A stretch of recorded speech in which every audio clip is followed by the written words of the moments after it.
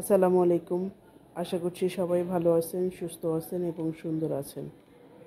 নতুন কিছু একটা শুরু করছি, সবাই দোয়া করবেন। অনলাইনে ব্যাগের বিজনেসটা শুরু করছি। শুধু ব্যাগ না, পাশাপাশি মহিলাদের হিজাব, থ্রি পিস, জায়নামাজ নিয়ে কাজ করার একটা প্ল্যান আছে। সবাই দোয়া করবেন, সাপোর্ট করবেন। পেজের নাম হচ্ছে আয়েশা শপিং গ্যালারি।